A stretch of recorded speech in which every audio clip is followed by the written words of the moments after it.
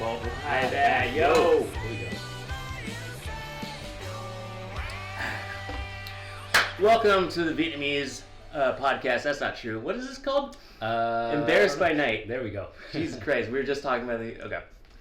Welcome to the Embarrassed by Night podcast celebrating Vietnamese culture and beyond, hosted by... It's really weird doing this introduction without having Andy fucking interrupt me in the middle of it. Who normally does the introduction? We just kind of wing it. Gotcha.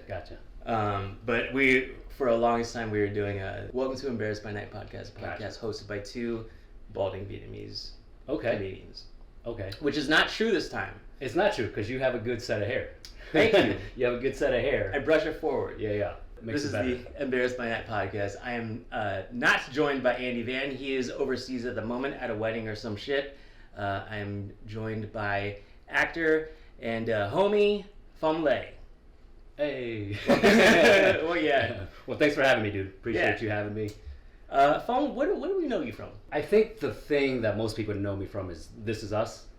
So I did a guest star on This Is Us. I did like a Vietnamese storyline. But was it a Vietnam War flashback?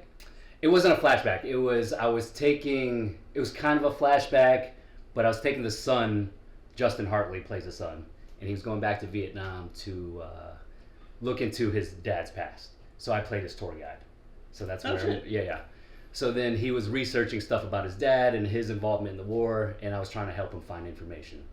And then I revealed one of the biggest plot twists in the series. So that's... Oh, wow. Yeah. Did you audition for the role? And follow-up question before you even answer that. Yeah. Did you have to record a bunch of lines in Vietnamese, and how difficult was that shit? Oh, I mean, half of it was in Vietnamese because I was playing a translator. So I was playing a tour guide, so I'd bring him in to meet other Vietnamese people. Okay, how good were you? At that time, not that great. So that was hard. That was fucking hard. My Vietnamese has improved drastically since then, but this was around 2018, and yeah, that was a challenge for sure. That was the biggest challenge of the whole thing. I mean, you were successful enough to snag that role. Yeah, I'm good at memorizing what I'm supposed to say, but I can't. At that time, I couldn't read the script. You know what I mean? Oh, really? Yeah. So I'm good at memorizing and translating. How did you get somebody to help you with that? I got my parents, and then I just learned it phonetically. Like they would speak into like a speaker, and I just remembered. So like certain words I wouldn't know, but I remember how it sounded. But my Vietnamese has improved a lot since then, though. So now I can actually read like a script. Oh, nice. Yeah. So I've been spending a lot of work since then. Are you on the Sympathizer? I am on the Sympathizer. That's how my Vietnamese improved, because they needed me at the time when I was auditioning. It was a brutal process where I had to do my auditions in both languages. So I was like, if I'm gonna get this, I have to figure this out. Every Vietnamese comedian also sent tapes, and we're like, Sympathizer, we got to. Did you send a tape in? I certainly did. Yeah. I sent 2 tapes in. That audition process was crazy. They were looking all over the world. Yeah. Yeah, it was an international casting call. So everybody I know was sending tapes in. And you now, probably are you an actor as No. well? No? No. Okay. I can't act for shit. Yeah. I learned that. Yeah. While during this process. doing the taping. Yeah. I was like, what? Why do I look Shit's hard, so, right? It's so hard. Shit's hard. Especially in 2 different languages, it's fucking hard. So I got up to the point where they asked me to send in another tape, and that was like Oh, nice. If it was a torture scene. You probably got that.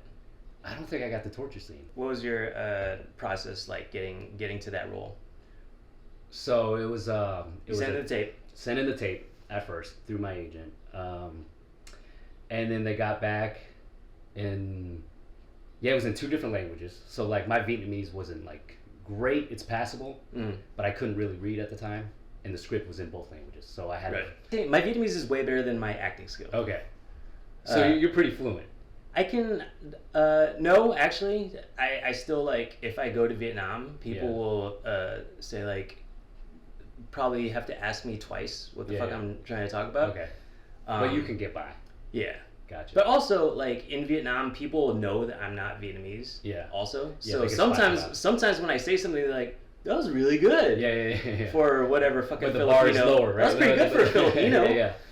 The last time I was over there, they were impressed that I was able to like tell the money apart. Yeah. Like a 500K bill Oh, versus see, a that I could 10. never do. I've been there a few times, but that I could never ever do. So yeah, the process was brutal. Just to make a long story short, it was 10 months of auditioning. So I went through. Jesus Christ! I auditioned for it for 10 months. It was brutal. I almost quit acting during that period. So the first 3 months, I was on a short list for one of the leads, and by that point, I had read for. It was like 4 auditions at that point, and I was on a short list. And then I was supposed to have like an in-person callback with the director, producers, and that was in June, and they just never got back to me. So we set up a date, and they never got back to me. At that point, it had been 6 months of auditioning, so my heart was broken. I had been, and I had hired like someone to help me with my Vietnamese. So like I learned how to read during that time. My Vietnamese got exponentially better. Getting ready for this callback that never happened. So then I went back to Virginia because I thought I was obsessed with this project at that time. Of course. Everybody I loved the book, read it in 2015, 2016. Opportunity of a lifetime.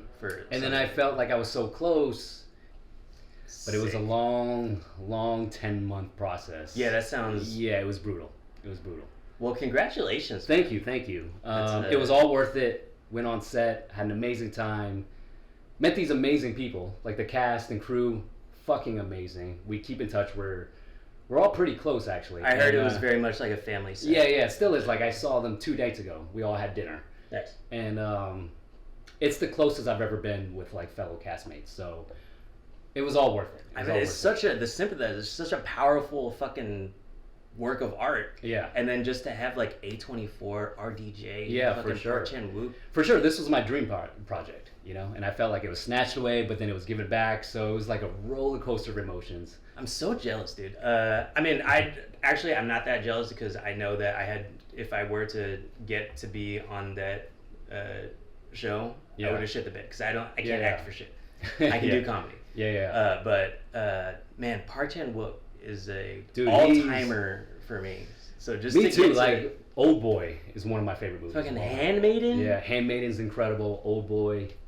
I could watch any Sympathy for Lady Vengeance. Yeah, that like whole all that. trilogy. It's incredible. Did you get to work with him directly? Because I know that he directed like the first. Oh yeah, couple. yeah. Like so, he was the one that I was sending my tapes to at first. They were like, they were asking me for adjustments when I was doing my tapes, and it was all from director Park. Sick. And then finally, when he called me in, my callback was with director Park, so that was nerve-wracking. Pretty cool guy. Yeah, very cool, very meticulous. Like, if he has an idea, we're writing that idea out. Like, we're doing a million takes until we see that idea out, and then he's like gonna be David like Fincher-esque. a little bit. Yeah, we're gonna see through his idea, and then he'll be like, "No, I like the first idea better." So we'll just do a million takes. So he was cool though. He was cool. Worked through a translator, so that was interesting. I was about to ask. Yeah. So that was the tricky part, like working through a translator. Mm-hmm. So you're never sure if he's satisfied with what you're doing because everything's going through a translator. But he's done that shit before. Yeah. Little Drummer Girl was dope. Yeah. That he did with I remember that. Florence Pugh and Michael Shannon. Mm-hmm. Man. Yeah. So that was an experience of a lifetime working with him. Like, and it was tough because working with him, we'd do a million takes, and I would never know if I was doing it right. Because he wouldn't ever give you the pat on the back, and I needed that. You know what I mean? Like, I had auditioned for this guy for 10 months, did the callback with him. Everything I was doing, I was seeking his approval. So, and you didn't know, like, what to do differently with each like, he other? would give an adjustment through the translator, and the translator, super cool guy, but he would say everything very dryly, and he would do that on purpose, so that you wouldn't mistake like, how he spoke, if that's how Park Chan-wook felt. You know what I mean? Like, if he was like, try this, blah, blah, blah, and he was ecstatic about it, you would think that Park Chan-wook was happy, so he would explain everything very dry.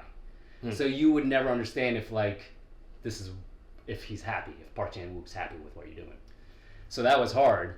So, and every time we got the scene, you would hear it through the translator, because he was like, all right, got that, moving on. But I would never hear it from director Park himself. So it was like, damn, is he happy? So the whole time, I'm not sure if he's happy with what I'm doing, right? So at the very end, when I was wrapped, I went up to him, and he actually came up to me. The whole crew was like doing their thing where they're like, all right, that's a wrap for Phong. Everyone's clapping. And director Park comes up to me, And he looks at me. This is the first thing he said to me in English throughout the whole shoot. He just looks at me and he nods and he goes, "Very good job." And then he gives me a hug. And I swear to God, I almost fucking lost it in front of everybody. I was like, oh, this is what I needed. He hugged me and I almost cried in front of everybody. Wow. And I was so close. He pulled away and he just like nodded and smiled. And I swear to God, I almost said, "I love you too, Dad." like I needed that, you know, but he saved it for the end. And it was all worth it. God damn. Yeah. Damn. But yeah, when he said, "Very good job," that like meant so much to me. Yeah. Because that was the only thing he said to me in English throughout the whole process. Every time he spoke, it was in Korean. And it always sounded like he was yelling at me. You know, he's speaking in Korean.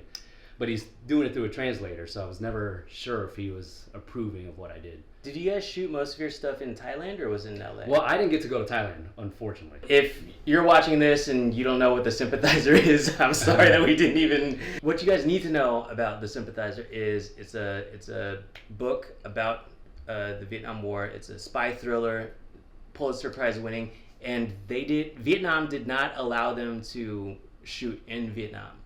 I don't even think it's allowed to be sold there. It's a banned book. Yeah, it's banned. So they weren't allowed to. Yeah, Vietnam's soft as fuck. Sorry. So that's why they shot most of that shit in Thailand, or all the tropical rules. But man, did you work with RDJ? Robert Downey Jr.? To work with Robert. Very cool guy. You know, it was very brief, but yeah, I got to work with Robert. I catered in his wife's birthday party. Okay. I got to see him in a completely different context than you did. But I remember watching him and just the way that he was like interacting with his staff and with his... granted, this is his wife's birthday, so he was like A+ behavior. Yeah. But that guy is so fucking charismatic. Yeah, he's Robert Downey the entire time. In between takes, he's goofing around, he's messing around. Yeah, he's nonstop. So he's everything you expect him to be the entire time. So you're playing a Northern Vietnamese soldier. Yeah. Who probably did some bad stuff. Mm-hmm. And most of Californian Vietnamese are Southern. Yeah. I mean, most American Vietnamese are Southern, right? For sure. But yeah. How did your parents deal with this, your success of landing a role, and then them finding out that your role is of a Northern communist soldier? Because my father's very patriotic. Like, he's still... My dad was in the war. Was your dad? No, my dad wasn't in the war. He escaped the war. Like, he... Nice. He wasn't actually in it. He dodged the war. But he feels very strongly, still to this day, about Northern Vietnamese. Like, it's still very traumatic for him. But they were very understanding. They knew what this was. They were very understanding. So they're like, fucking, you get to work with Iron Man? No, I think for them, they didn't care who Iron Man was, to be honest. I think they were more just like, all right, finally, you fucking booked something. Hey. You've been at this for so long. Finally, it's something. I don't care if it's in Northern Vietnamese or whatever. I think they were just like, finally, you're working on something. That's great to hear. Yeah. I don't know what it's going to be like when they watch it. I don't know if it's going to like bring back a lot of terrible memories for them. But as of now, they've been supportive. Yeah, that's going to be a curious thing, right? Yeah. So it might bring... Because my dad, when he watches like war movies or something, it brings back something. And he gets very patriotic, for sure. Yeah. I mean, I'm working on a whole documentary about that. Yeah. So the Empathizer, right? Yeah, I saw that. I'm trying to coincide the release of mine with the release of yours, just so that I can ride that wave a little bit. When was the last time you've been back to Vietnam? Last time was 2018. So I was back there. I was filming an episode of This Is Us. So they actually filmed in Vietnam. They got the permits to film about the war in Vietnam? That's the first time I heard about that. Because it showed them in a positive light. So I think they read the script beforehand. I think that's how they do it. They read the script beforehand and they're like, all right, this is cool. They're doing that shit with everything. Yeah. You heard about the Barbie shit? Oh, yeah. I mean, with the map? Yeah. Have you seen that actual map? That's in Barbie? That's in Barbie? I have seen it. It's nonsense. Yeah. So what was that like, getting a chance to shoot in the motherland? That was actually one of my favorite experiences I've ever had. Like to be able to do what I love to do in the motherland. That's crazy to me. Like to do what I love in Vietnam, got to explore the city, had an amazing time, but just it was surreal, you know, stepping foot there. And like my parents never believed in what I did, so being able to do that there where they grew up and seeing where they grew up and everything, that was to me was fucking amazing. Just to give context, when was the last time that you were in Vietnam before you got? Before that, I had been a couple times, but I was a kid, didn't appreciate it then. I was probably like 8 or 9 at the oldest at that time. But I had been a couple times. My parents took me back, and I hated it every time I went. Really? Hated going back to Vietnam. I didn't know how to really speak it at that age. What did they make you do? The War Remnants Museum? No. So many relatives, couldn't speak to them. And I was a young kid. The toilets were messy. It was one of those toilets where like you squat with your feet. Oh, you went to the fucking States. Yeah. Like my family's not well off in Vietnam. Mm. So yeah, we were in the sticks in like huts. So I hated it as a kid. Went back as an adult that time, and I appreciated it a lot more. Well, yeah, because you got shit paid for. shit was paid for. Yeah. But even still, like we filmed in the sticks. Yeah, it was NBC money. Isn't it wild? Like, it's not even that far from, like, Saigon where there's skyscrapers. skyscrapers. Yeah, and it's completely different. Like, and then it's totally, yeah. I mean, it's the same thing in the States, right? Like, you can be in Manhattan, you go an hour away, and you're in the boonies. True. Kind of, yeah. I wouldn't say Fresno is a place where exactly. You could be in the same state. They do bucket showering. Right. I've never had to pull into Gorman, California. Gorman could be, like, the boonies of Vietnam, though. I think there's just, like, a jail there. Oh, okay.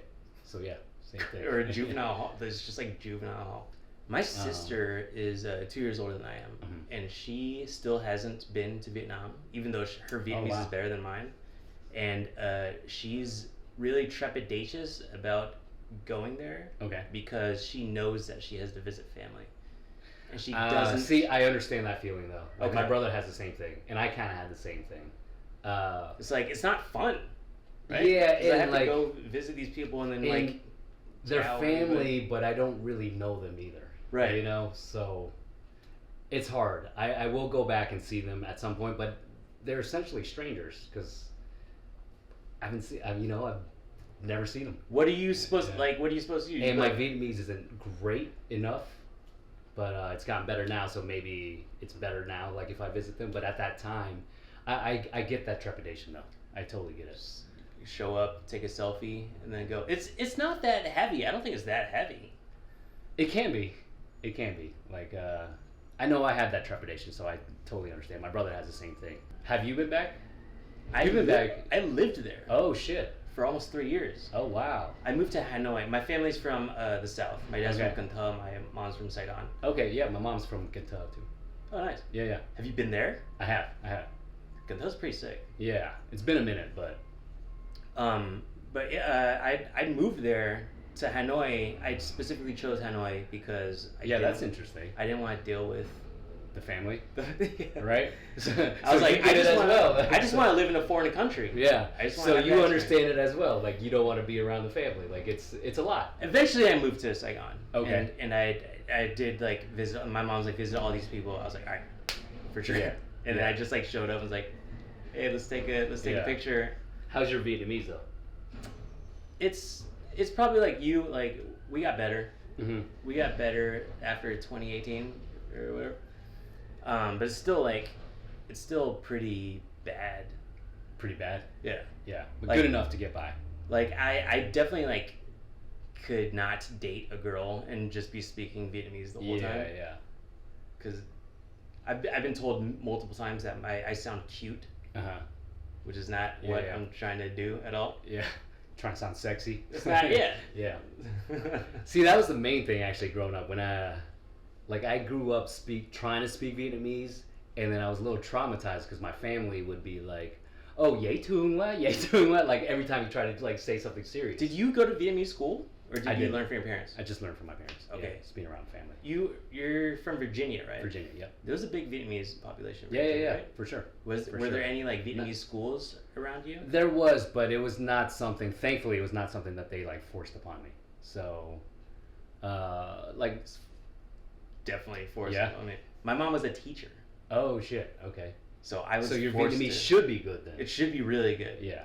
But I'm I have so a bad feeling student. it's better than what you're leading on, especially if you lived in Vietnam for 3 years. I don't know.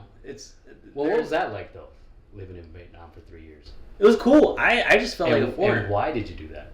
I took a trip to Vietnam, Mm-hmm. and I met this Canadian girl who is also Vietnamese, but she doesn't like speak Vietnamese at all, and she was also in Hanoi, and she was just teaching English.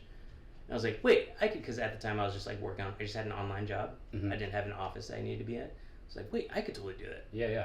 And then I just fucked off to Hanoi for a year, and then I was Just kind of like a spur of the moment thing, huh? I just ended up staying there for almost 3 years. Wow. How was that? It was great. By the end of it, I was like, I'm ready to go back to America, Mm-hmm. because there are just some things that, like, as an American, you're just like, this is comfort. The sense of humor stuff, Yeah. like, Especially being a comedian. that was a big deal. But there's still like a burgeoning stand-up scene in Hanoi, really?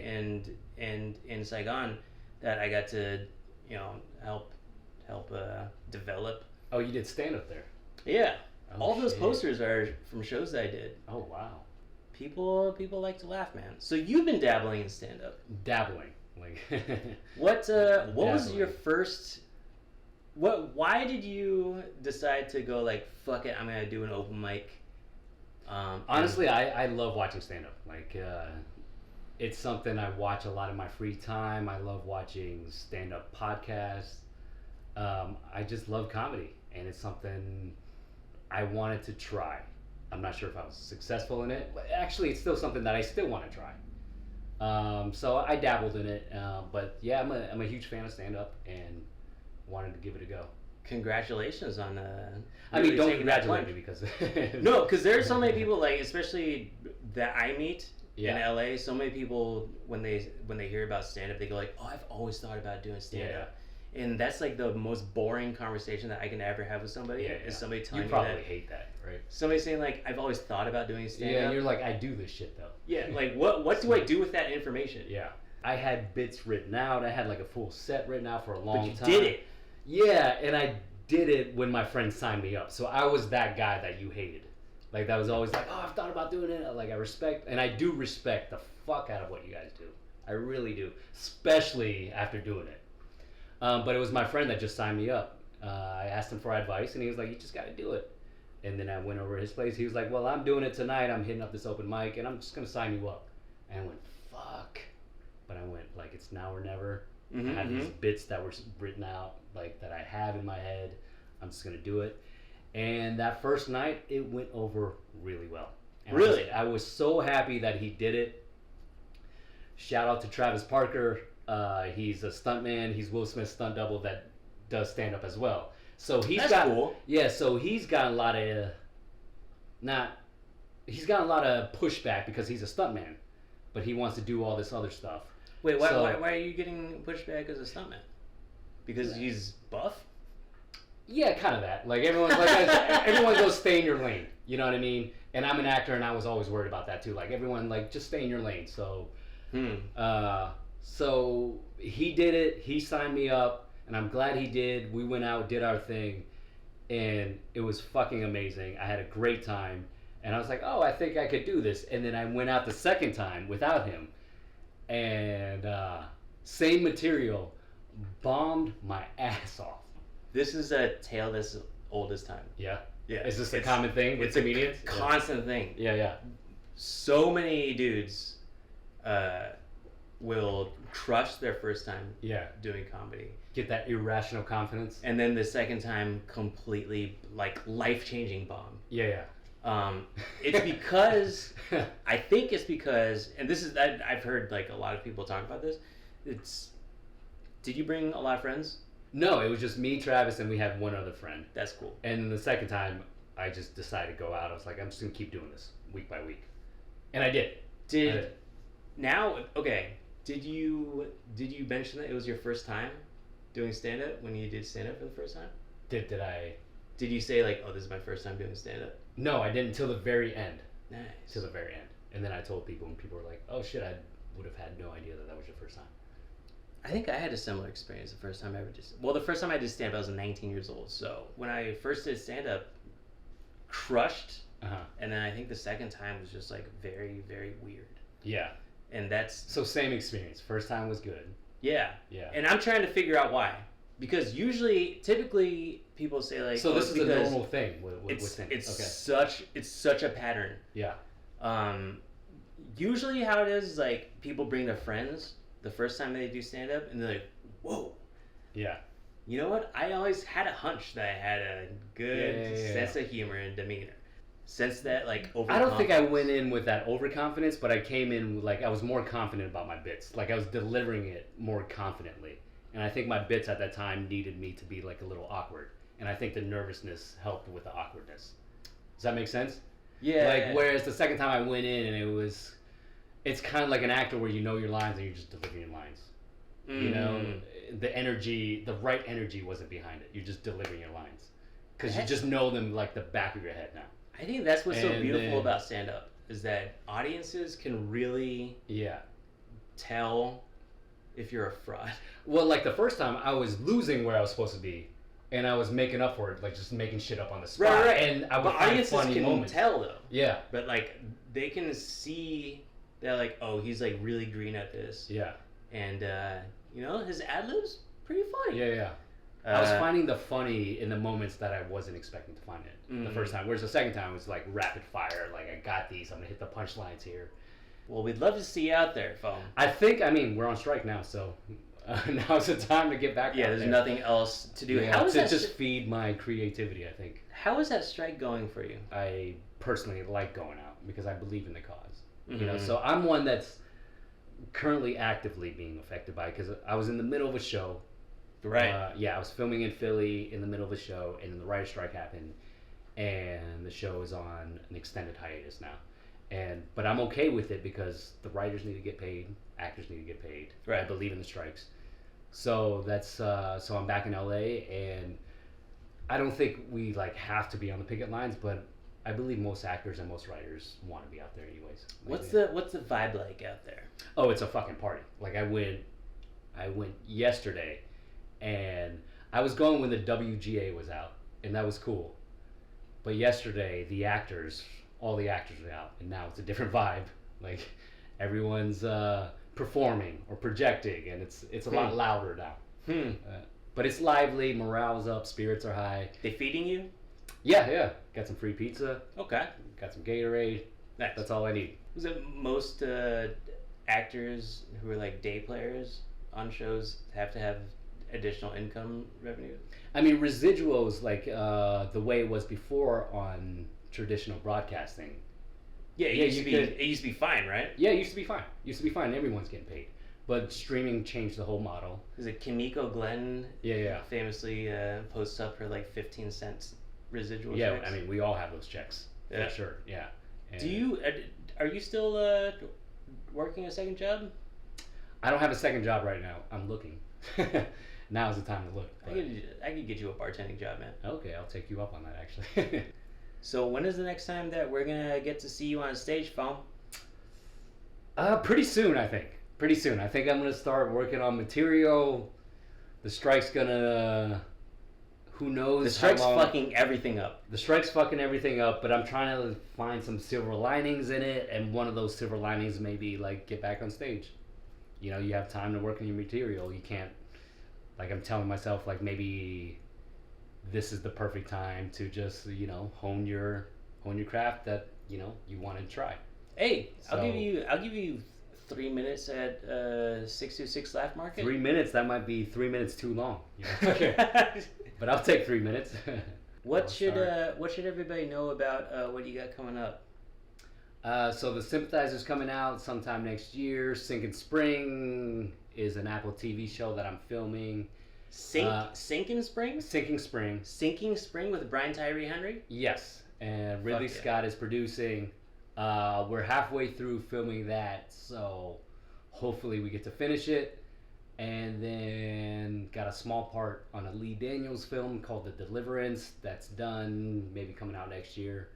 And that's about it. Maybe I'll hit the stage soon. Wonderful. Hey, we'll see you next time.